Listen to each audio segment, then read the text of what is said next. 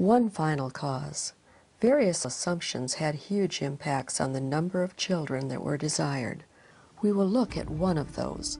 I think it's quite natural for people who live on a planet whose dimensions are fixed to have impressed upon their consciousness the idea that we live in a world with real limits. I can understand why the ordinary man in the street would be a little bit wary about grandiose population predictions.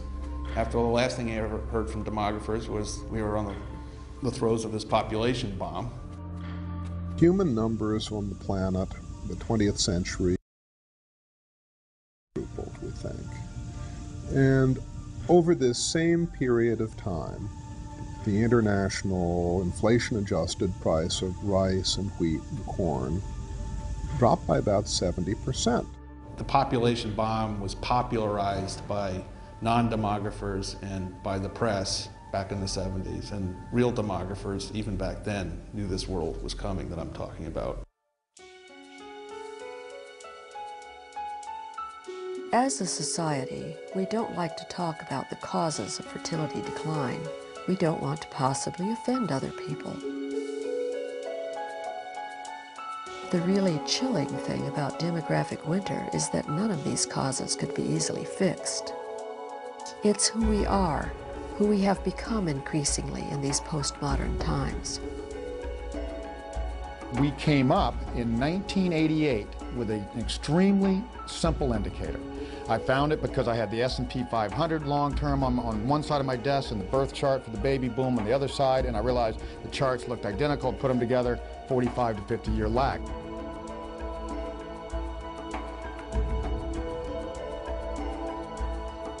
Take 1961, which was the peak year of baby boom births before births turned down, and add 48, the average spending, that gives you a peak around late 2009. So it really is that simple.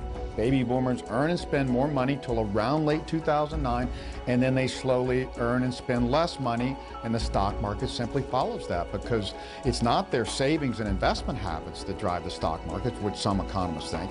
It's spending, because spending drives the earnings of companies. A third problem is investments for medicine and other ways. That's partly contingent on having a lot of potential consumers. The projections for Western Europe are that the group 30 to 44 years of age is going to drop very significantly in size. When you have declining number of consumers at different ages, you discourage research and development, productivity growth, which is the engine, fundamentally the engine of growth in any economy. Why does that in particular matter? Because over the last century, it's people between the ages of 30 and 44 in all developed countries who've disproportionately been the innovators. It seems a strange thing with population growth so important to society that we never hear about that side of the story. Could it be that we are simply not comfortable with how that story unfolds?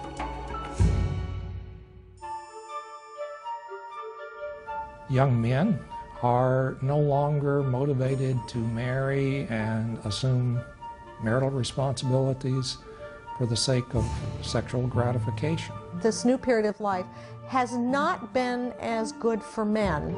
This is something that's readily available anyway. Men have a harder time growing up, I think, without women than women do without men.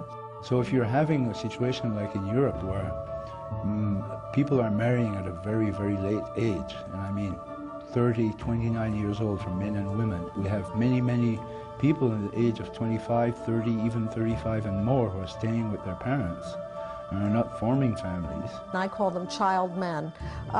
They are gamers, you know, spending 2+ hours a day playing video games. We have a lot of especially cohabiting relations. Reading with all the silliness in there, watching cartoons on the Cartoon Network. The male has no plans for marriage with this particular person. It's simply an arrangement of convenience. Well, of course, it has a huge impact on fertility because people are delaying their first child. They're delaying marriage, and then they're delaying their first child. People need reasons to have children. They've known today, and they've known for a long time, how to avoid having children. If there's no economic incentive to having children, people won't unless something other than economic incentive gives them a reason. I don't think that the economic changes would have had value changes. So I think it's basically a matter of changes in attitudes, values, beliefs, characteristics of the individual.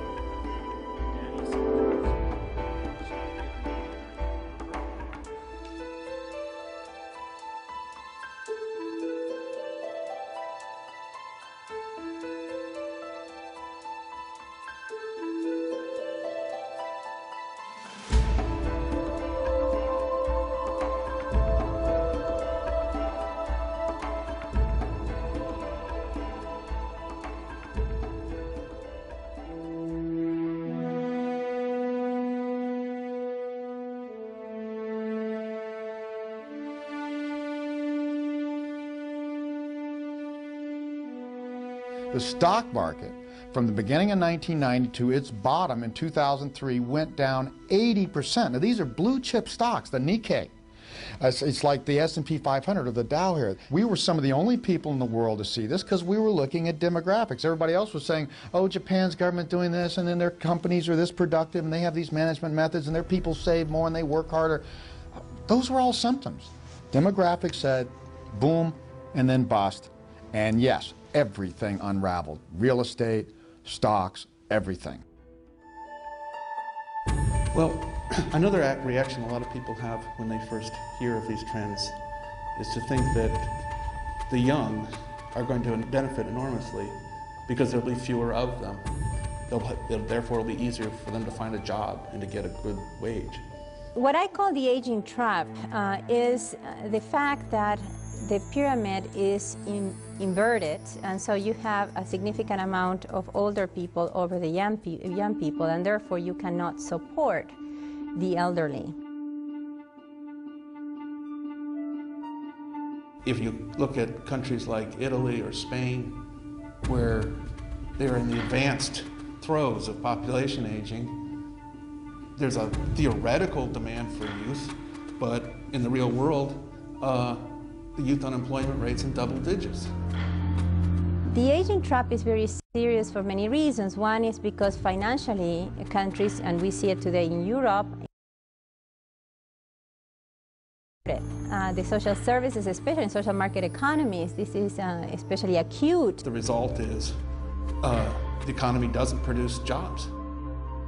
We are accustomed to financing retirement and health benefits for the elderly by taxes on the working population. Right now, the baby boom generation, the vast number of people born from 1946 through 1964, are in the workforce. They're paying into the system, helping fund the benefits that are being provided to the people who are already retired. But over the upcoming years, we're going to see that set of people move into the retirement phase. If these taxes go up because we have fewer people, we have to tax them each more, that's going to be a burden on the younger population, and they will adjust to that burden in a number of ways, partly maybe by investing less in their human capital, partly by maybe working less, and that will have further negative consequences. Social Security is only one part of the problem that we confront on the fiscal front. Medicare and Medicaid are a much bigger problem. Their growth is absolutely staggering under current law. Can we rethink our approach to retirement benefits, medical care of the elderly, and adjust it to the world we will be in, which will be a world of stationary or declining population? current generations, particularly those who are now retired and those who are approaching retirement, are not fulfilling their proper responsibilities towards future generations.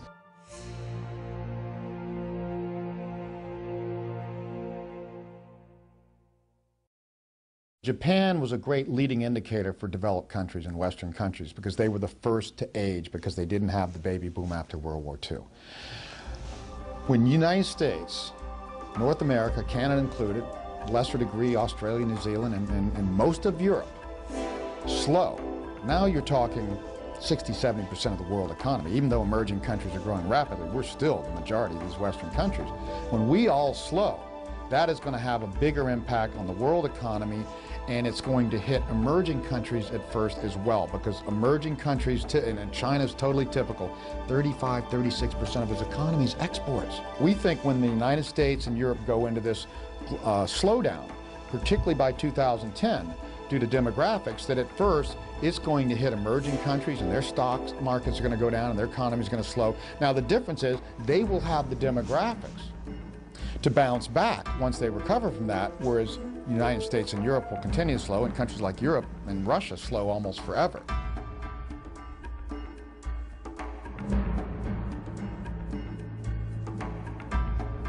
Ну, естественно, что если все будет продолжаться так, как продолжается, семья умрет, и воспроизводство населения остановится со всеми прелестями, которые с этим связаны. Не будет браков, не будет детей, и ничего не будет. Вот. Но оптимисты говорят, ну и хорошо, вот, будем на фабриках производить детей, без участия мужчин и женщин, как говорится. Russia, to me, is a big problem waiting to happen, because they've been a major military power in the past. They still have a lot of access to that potential power. All that power has declined, but now they're going to go into an economic crisis. Russia's government is going to be dealing with a collapsing economy, much greater falling taxes.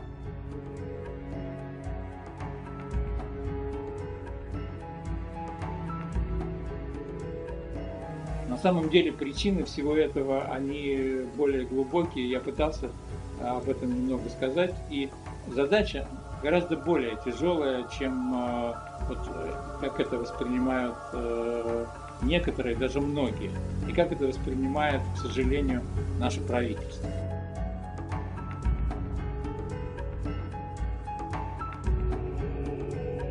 One of the big changes in our culture, which is both a reflection and a cause of a lot of these things we've been talking about, is the fact that in times past, people were far more concerned about and focused on children.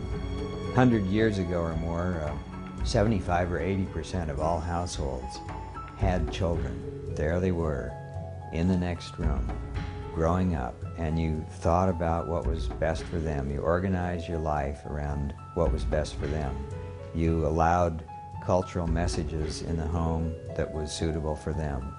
Today, we are down to around a third of households with children, 2/3 of households without children, and many of those, permanently without children. I just think that has been a major force in shifting the focus of people's lives.